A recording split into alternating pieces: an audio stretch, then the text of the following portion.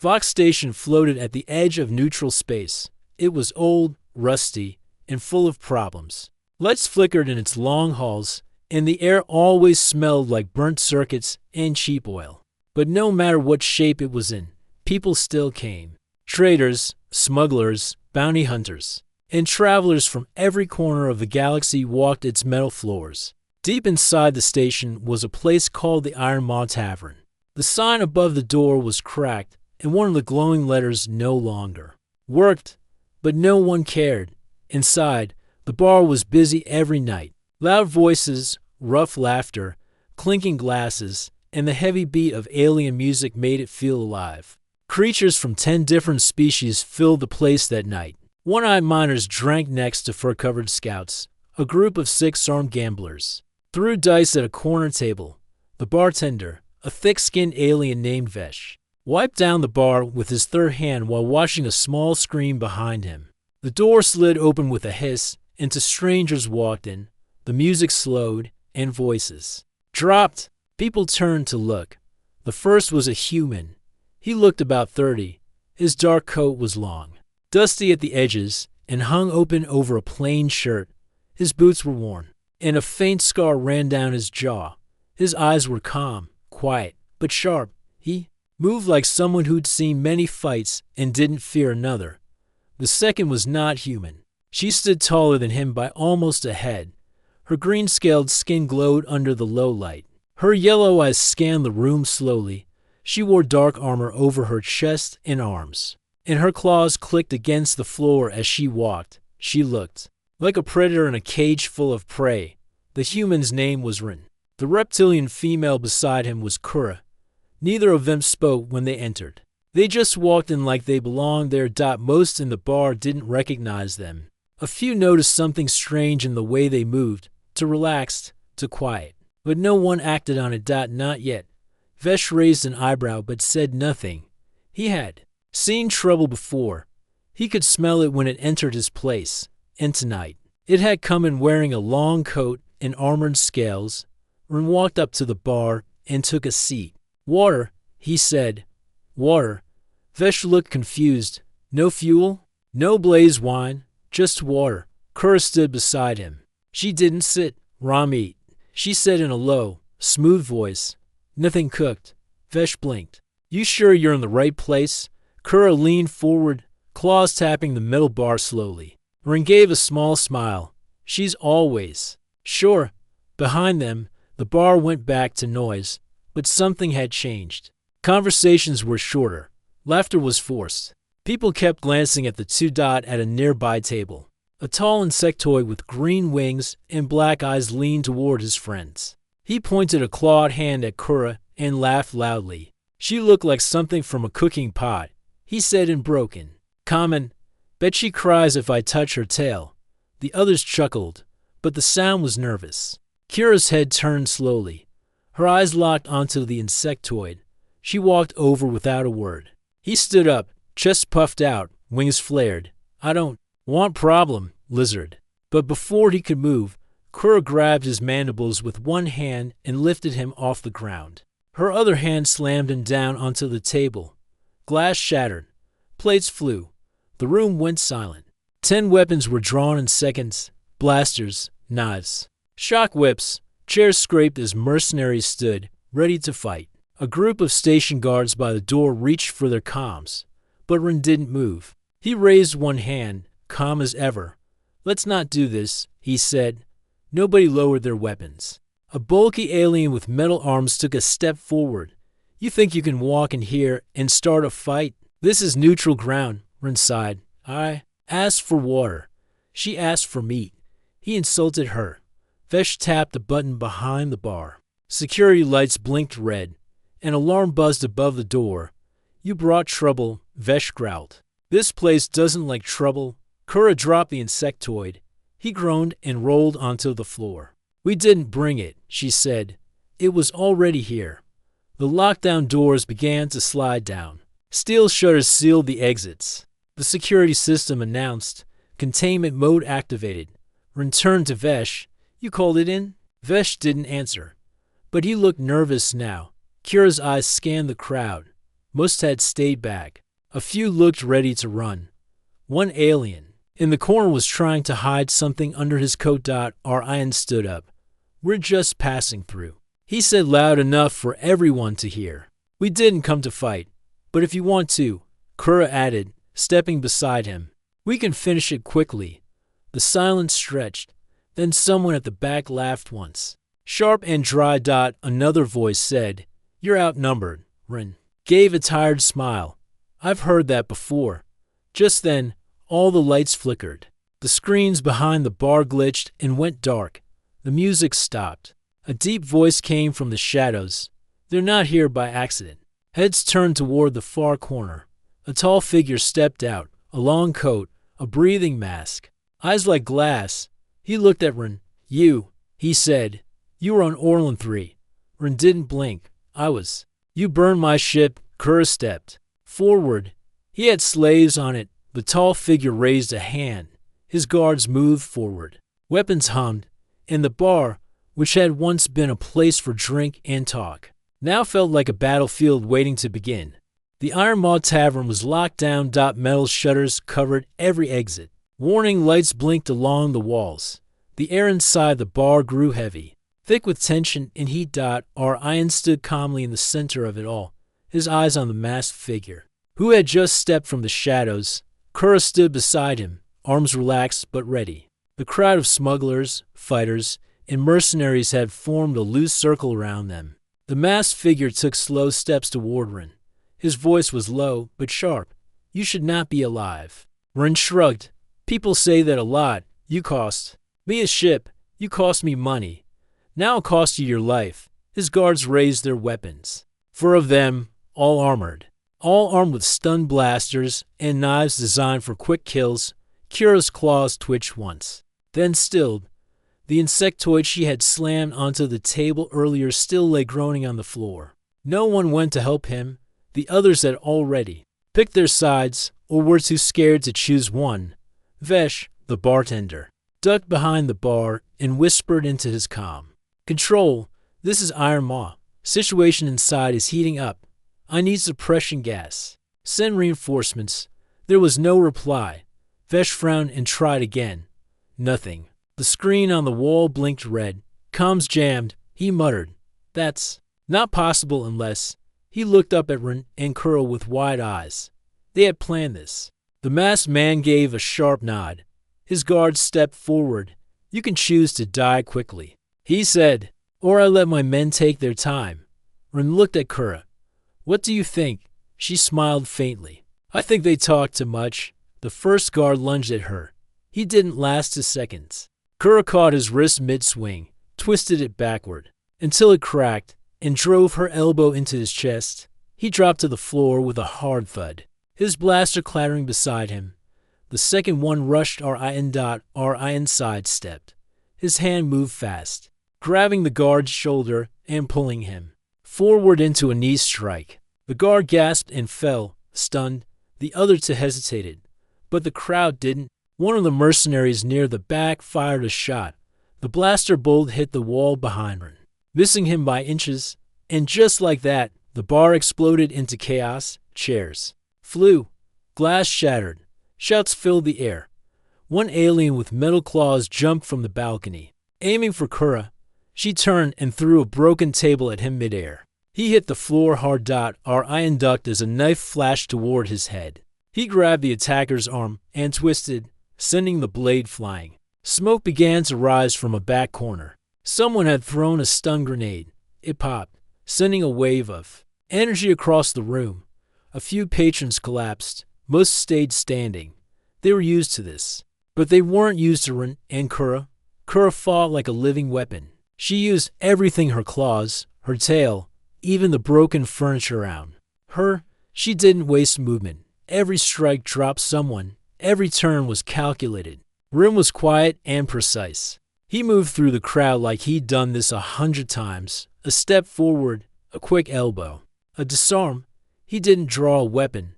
He didn't need one. The masked man backed up slowly. Trying to slip through the chaos, he tapped a small device on his wrist, trying to call for backup. The light blinked red, still jammed. He cursed and pulled a blade from his side. It was curved and sharp, glowing faint blue, poisoned. He lunged toward Rin from behind. Kura saw it. She shoved her way past two attackers and reached the masked man just in time. Her tail whipped around and knocked the blade from his hand. He stumbled back, shocked. "You tried," she said coldly. He turned to run, but Rin was already behind him. "No one leaves yet," Rin said. He swung a piece of broken metal into the man's leg. The masked figure dropped to his knees with a cry. By now, most of the bar was wrecked. Tables were in pieces. Lights were out. The music system sparked and died. A dozen people lay on the floor, groaning or unconscious. The rest stood frozen, weapons lowered, eyes wide. They had thought Rin and Kura were just travelers, outsiders. Now they knew better. Vesh peeked up from behind the bar. His third eye blinked. Rapidly, "What are you two?" Rin didn't answer. He pulled the masked man to his feet and slammed him against the wall. "Tell them," Rin said. "Tell them why we're here." The masked man hissed. "You're mad. This is a neutral zone. No killings here." Kura stepped closer. "You brought stolen tech to this bar. You arranged deals that harm civilians. You thought no one would. Notice I did what I had to." He spat. "You took lives," Rin said. "We're here to return the favor." One of the mercenaries near the door raised his hands. "We didn't know. We were just here to drink." Rin looked at him, then, "You should have stayed out of it." The man backed away slowly. Yuri picked up one of the stunners from the floor and threw it to Rin. He caught it easily. "We clean up messes like this," she said. "It's what we do." Vesh looked around at the wreckage. The smoke, the broken glass. "This place will never be the same." Rin nodded. "That's the point." Suddenly, the lights above flickered again, but this time they stayed on. The shutters over the exits lifted an inch, then stopped. Someone was trying to break. Through the lockdown, Kira's eyes narrowed. "They're coming. Let them," Rin said. He turned to the crowd. "If you're still thinking of fighting us, think again if you don't want to end up like them." He pointed at the unconscious bodies. "Stay down. Stay quiet." No. One moved. The masked man groaned. "You're not just bounty hunters." "Who sent you?" Rin didn't answer. Kura took a step forward. "Let's finish this before more arrive." Rin nodded. And with that, the two Deathworlders prepared for the next wave. The Iron Maw Tavern was a mess. Broken chairs, spilled drinks, sparks from torn wires, and smoke in the air made the room look more like a battlefield than a bar. Bodies lay scattered across the floor, some groaning, some unconscious. The once lively music had stopped.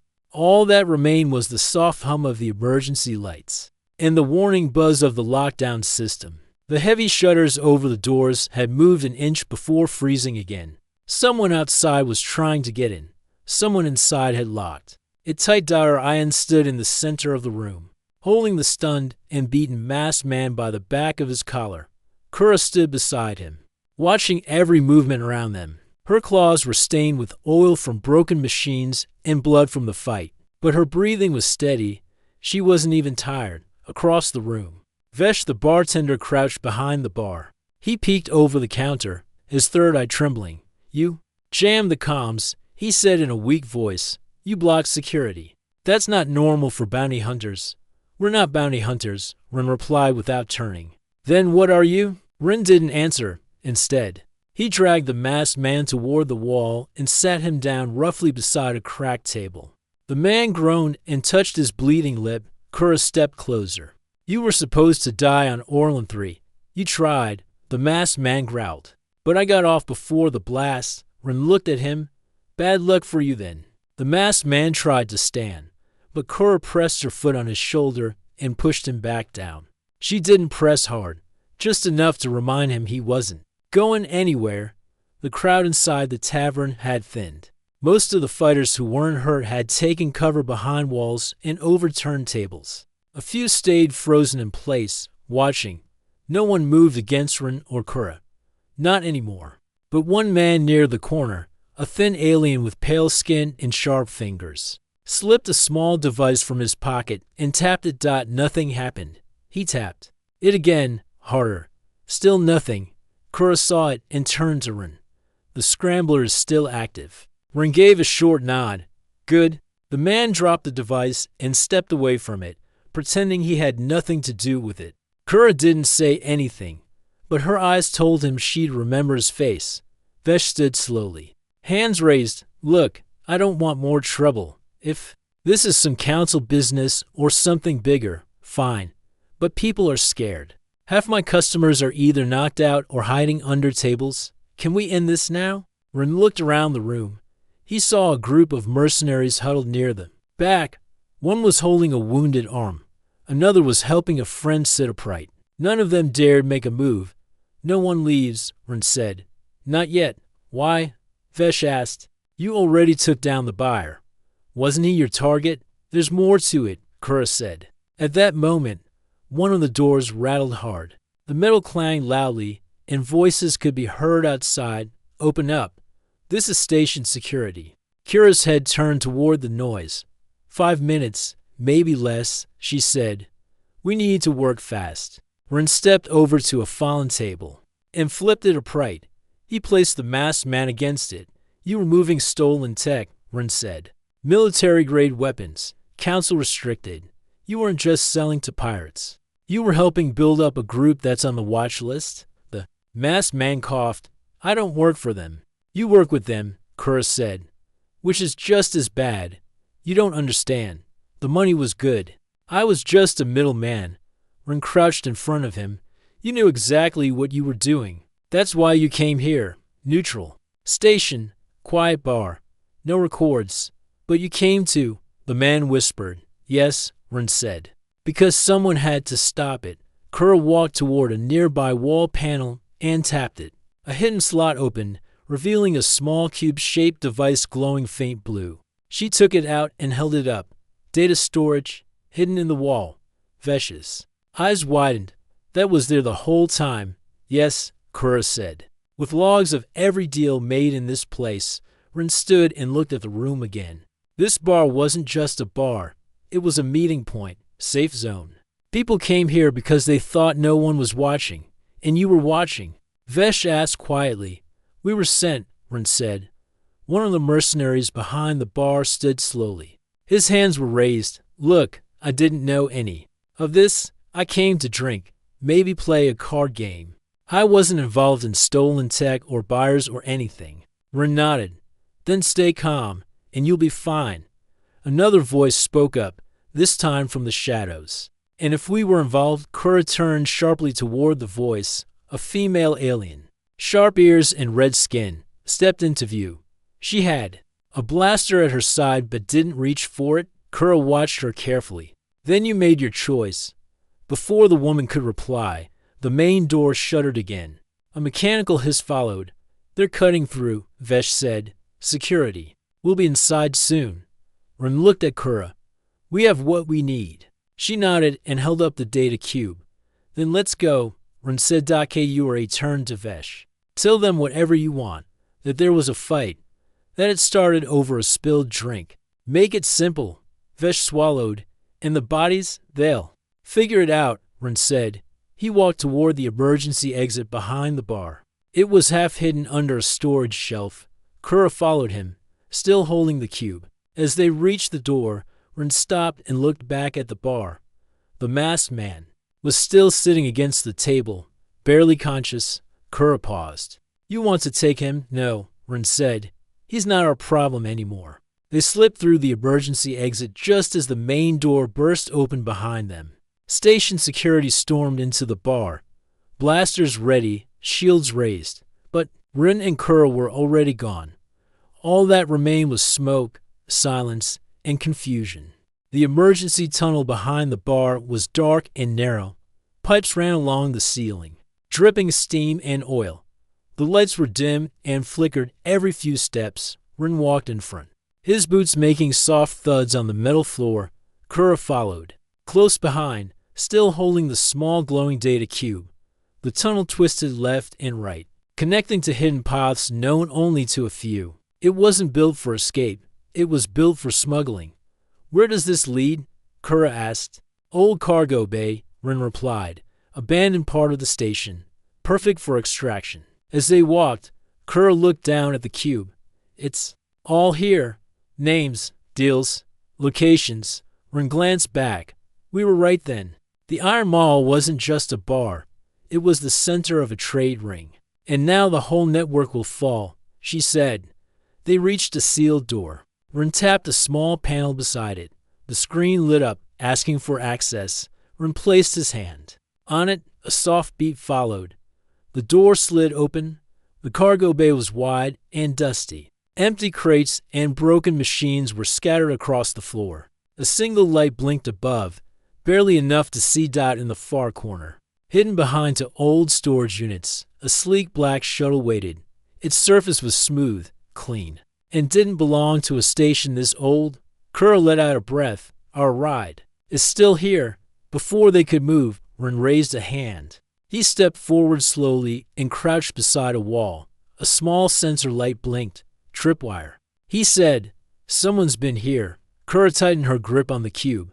"How long do we have?" Ren stood. "Not long. Get to the shuttle. I'll check the corners." Kura moved toward the shuttle, her steps careful. Ren circled the bay, watching shadows and listening for sounds. Then, a soft click came from above. Ren rolled to the side as a blaster bolt hit the floor where he stood. "Ambush," he shouted. 3 figures dropped from the overhead walkway. 2 had long-range rifles. 1 carried twin knives that glowed red. Kura ducked behind a crate. The cube was still in her hand. But she needed to fight. She slipped it into a small slot on her belt and pulled out a metal staff. Ren faced the attackers without hesitation. The one with knives rushed him. Ren stepped aside and swept the man's legs. The attacker hit the floor hard. Ren grabbed the wrist and slammed his fist into the elbow. Snapping it, a rifleman fired at Kura. She blocked the shot with her staff and charged forward. Her staff spun through the air and cracked across the alien's head. He stumbled. And she finished him with a kick to the chest. The last attacker tried to run. Ren reached into his coat, pulled a stun disc, and threw it. The disc hit the man's back. Electricity surged. The attacker dropped. Kura stood over one of them. They weren't from the bar. This was planned. Ren checked the fallen bodies. They were waiting here. Someone else knew about the deal. Kura nodded. Then there's more to this. Then weapons. Just then, the shuttle's doors opened, and a voice came from inside. "You're late."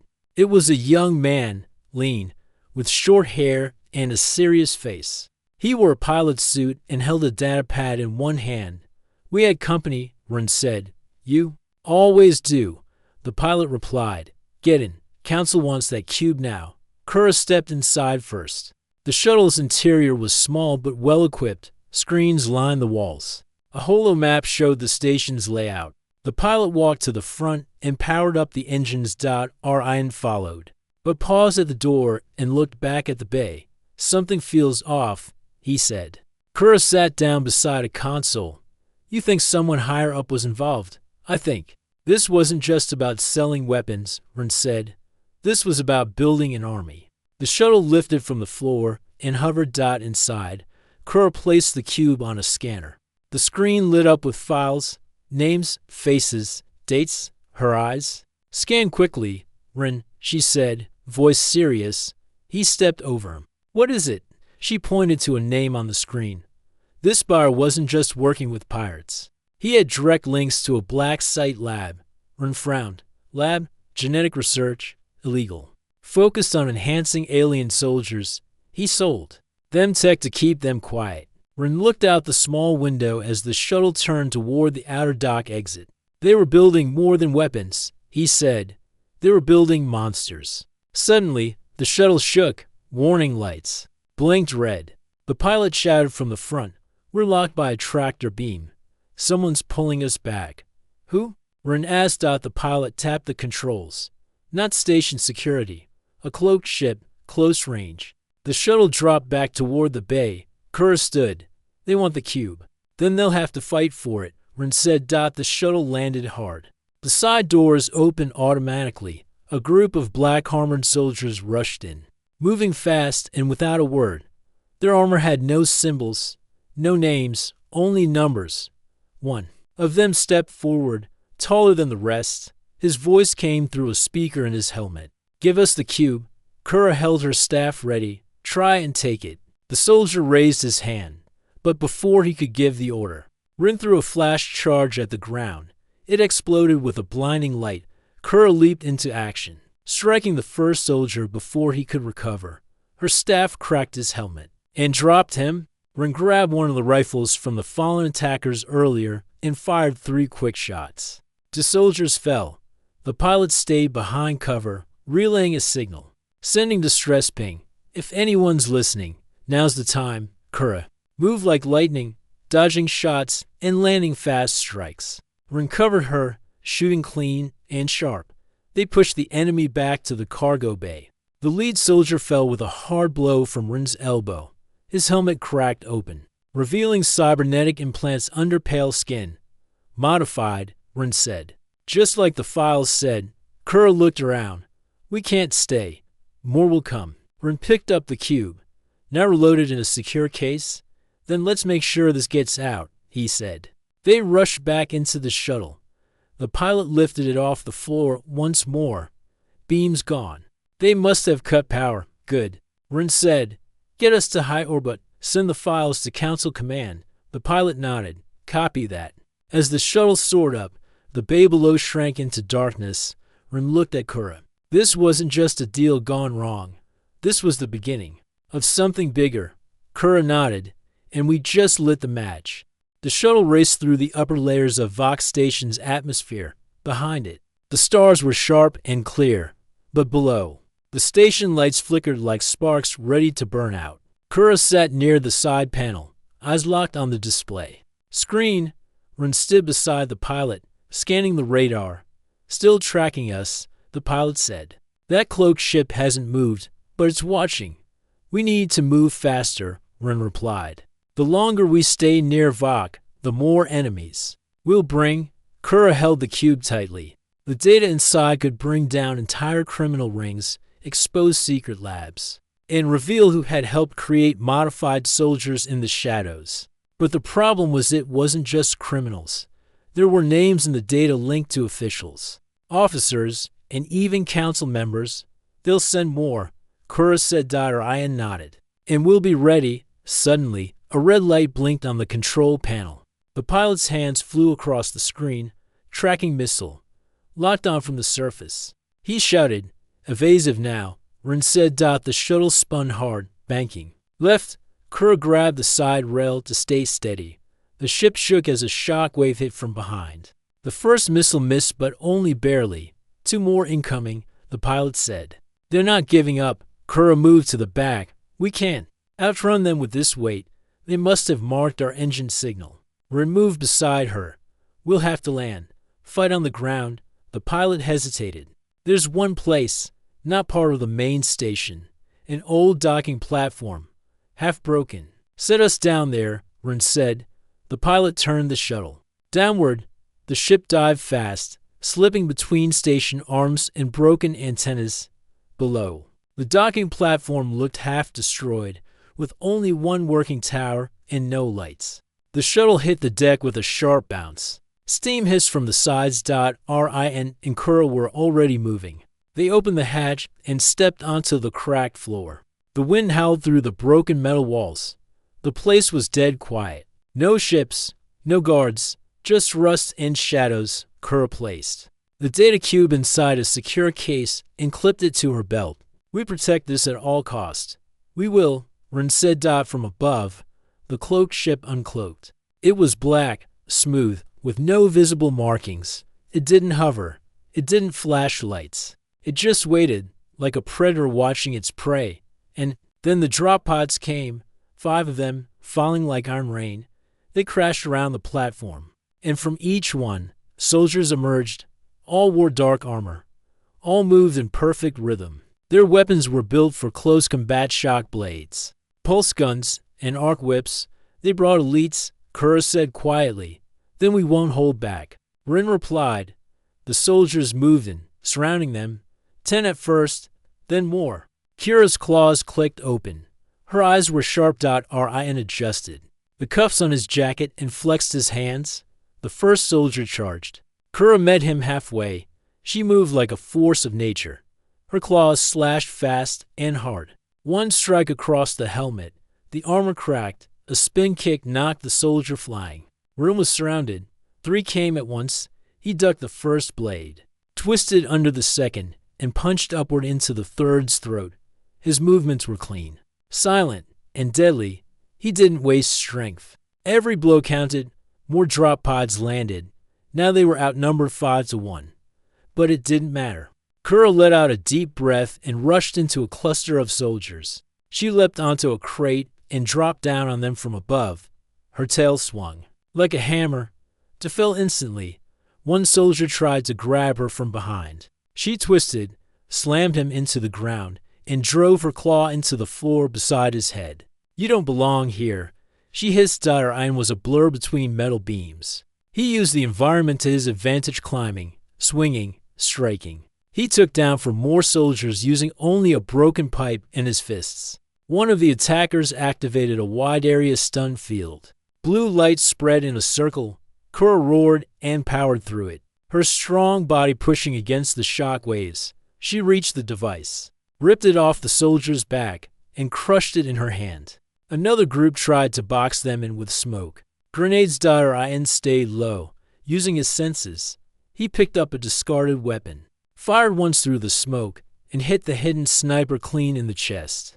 The pilot's voice came over their comms. "I've called for help, but it'll take time. You'll have to hold this platform alone." "Understood," Ren replied. Kura stood beside him, breathing heavily but still steady. "How many more?" Ren checked the scanner. 30, maybe more. But they keep coming in waves. "They want the cube bad. They won't get it." Kura placed her hand on her belt, checking the cube's case. Still secure, still glowing. Then she looked up. Another drop pod crashed just meters away. From it stepped a larger soldier. He was taller, heavier, with advanced armor. His weapon looked like a spear charged with plasma. He said nothing as he walked forward. Ren narrowed his eyes. "That's the commander." The commander stepped toward Kura. "You are in the way. Hand over the cube." Kura raised her staff. "Come and take it." The fight was sudden. The commander was faster than expected. His spear struck sparks as it met Kura's staff. They exchanged heavy blows. Kura blocked, dodged, countered. But this one was different.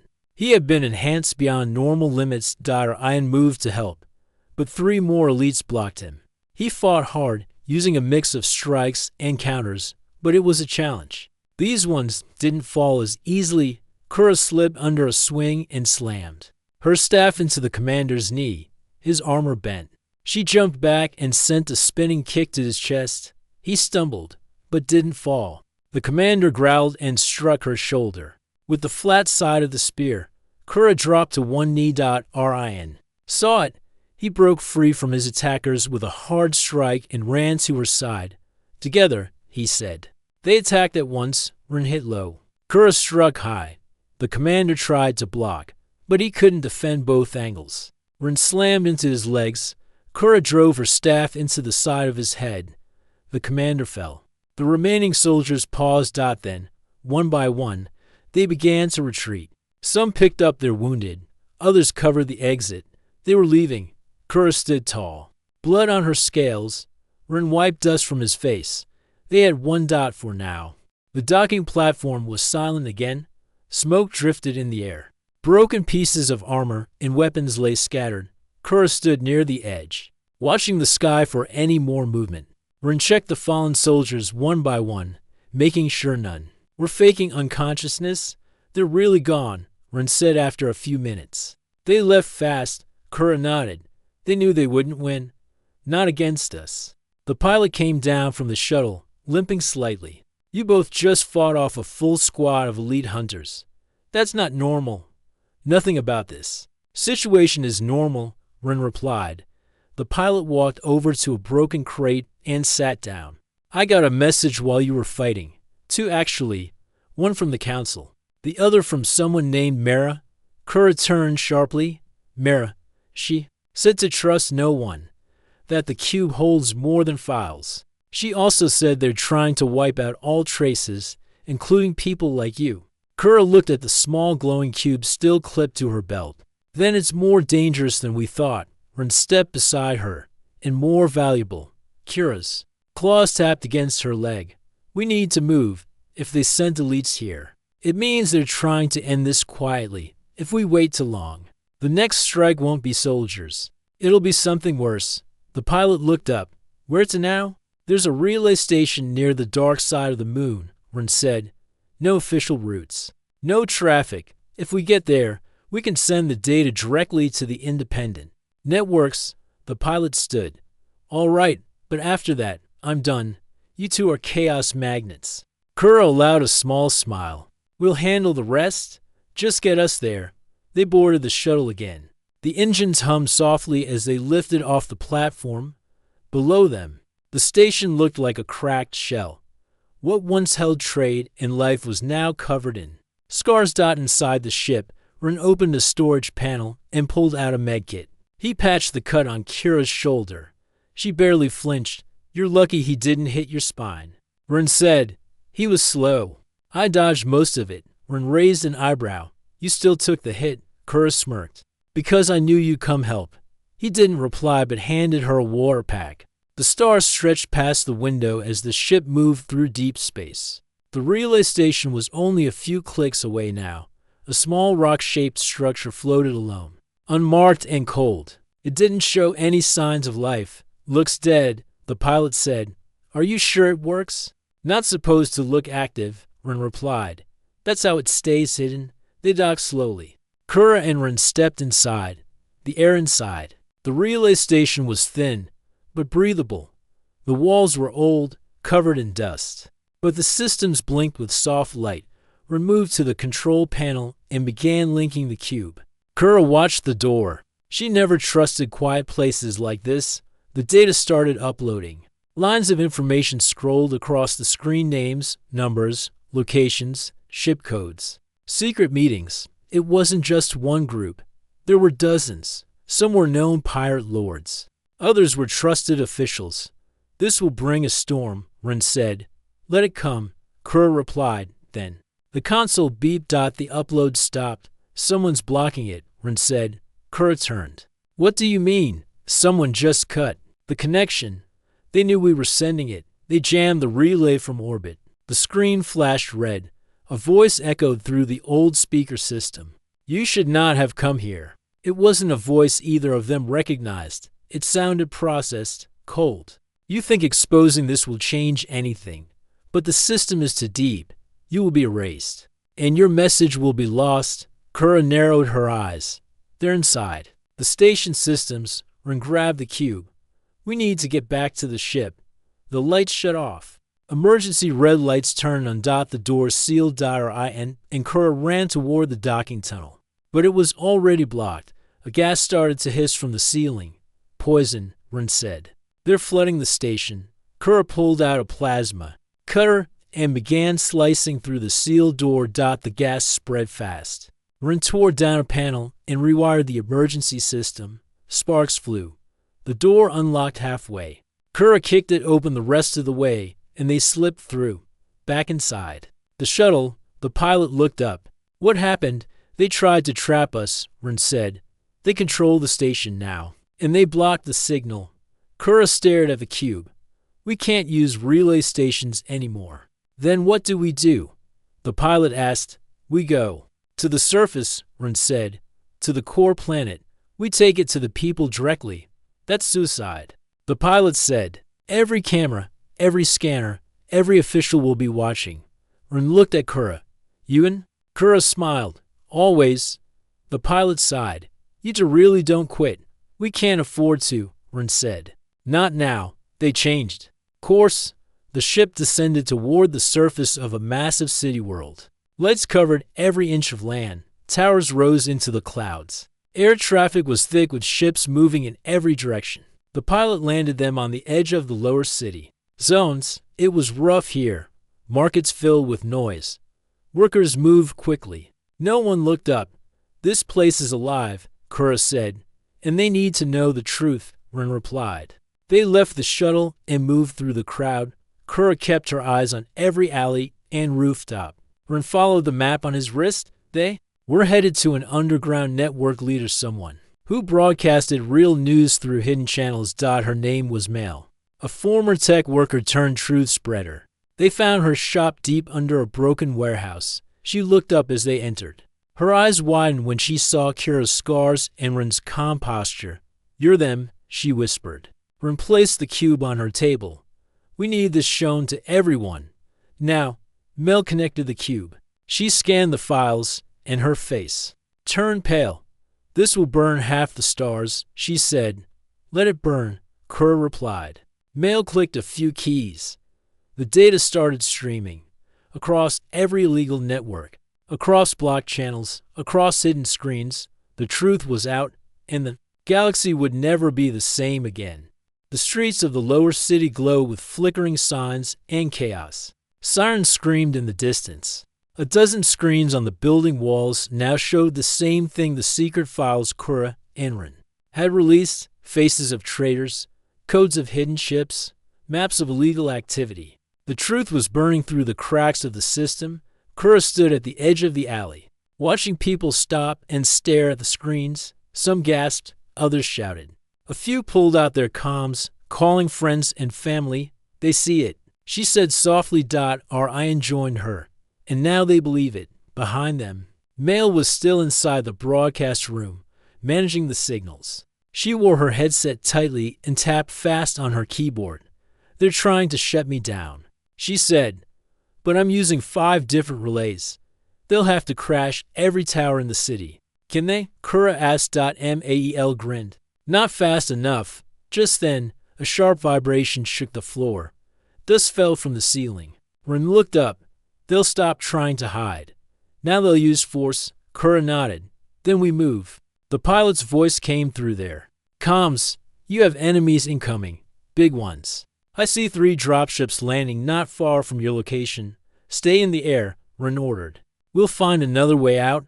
Kura turned to Mel. "Can you keep it going from here? I have a backup system deeper inside. I'll stay. Don't worry. This story is already spreading to other systems." Kura gave a short nod. "Thank you." Mel smiled. "You just started something the galaxy won't forget." Kura and Ren rushed out the back door. The narrow alleyways twisted like a maze. Kura led the way.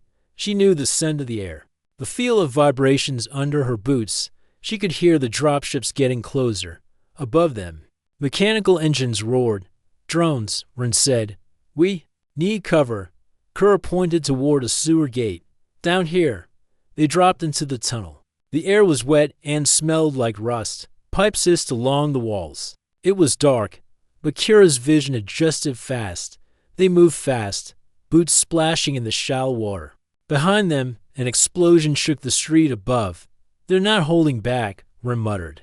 "They're afraid," Kura replied. They came to a ladder. It led up to a forgotten access panel that opened into the edge of the industrial district. They climbed out. This zone was quieter, filled with broken machines and old transport vehicles. Suddenly, a voice echoed from a speaker mounted on a nearby wall. "Attention. Citizens found spreading illegal broadcasts will be arrested or eliminated." Kura clenched her fists. "They've declared war on the truth." Ren checked his gear. "We should split. You go north. I'll circle west. Meet at the docking yard." "No," Kura said firmly. "We stay together." Ren raised an eyebrow. "You trust me that much?" "You saved my life more than once," she replied. "That earns loyalty." They kept moving. By the time they reached the docking yard, the city was in full unrest. Crowds filled the streets. Some cheered. Others protested. A few clashed with security forces. In the sky, news drones hovered. "We need to get back to the shuttle," Ren said. The pilot's voice returned. "I'm at Dock 17. But I can't stay long. Forces are searching every hangar." Kura and Ren pushed through the crowd. They avoided cameras and checkpoints. When they reached Dock 17, the pilot had already powered up the engines. "Get in," he shouted. They jumped aboard, and the shuttle lifted off just as the armed craft landed behind them. "They're chasing U.S.," the pilot said. "3 pursuit ships on our tail." Ren climbed into the rear turret. "I'll handle them." Kura stood beside the pilot. Head to open sky. Once we break the clouds, we'll jump to the outer belt." The pilot nodded. "Hold on." The ship shook as the enemy fired. A few shots hit the back panel. Sparks flew, but the shuttle kept rising. Our iron fired back. One enemy ship burst into flames. Another kept chasing. Kerr looked down at the city one. Last time, fires burned in the streets, but so did hope. People had seen the truth, and now they were fighting back. The ship broke through the atmosphere. The stars opened wide in front of them. "Punch the drive," Kura said. The pilot hit the switch. In a flash of blue light, they vanished into the edge of space. Hours later, they drifted near an asteroid cluster. It was quiet now. No pursuit, no voices. Just the soft hum of the ship. Orion sat on a crate, drinking water. Kura leaned against the wall beside him. "It's not over," Rin said. "They'll come after us again." "Let them try," Kura replied. "We did what we came to do." The pilot walked in, tired but smiling. "I checked the networks. Your broadcast hit over 30 planets. Some of them already started revolts. Others froze their council ties." Kura exhaled. "That's the beginning." Rin looked at the cube resting on the table. "What do we do with that now?" Kura stared at it. The glow was faint now, like its job was done. "We protect it," she said, "in case the galaxy needs another reminder." The pilot sat down. "What are you going to do now?" Rin stretched. His arms, same as always, survive. Kura looked out the window. "And help where we can." The pilot laughed. "You two are trouble. You know that? We're Deathworlders." Rin said with a grin. "It's what we do." Outside, the stars shine bright and clear. Far below, across planets and systems, people were waking up to a new truth. The old order was shaking. New voices were rising. And somewhere, deep in the shadow of those stars, two warriors watched it, all ready for whatever came next, because they had started the fire, and they weren't going to let it die.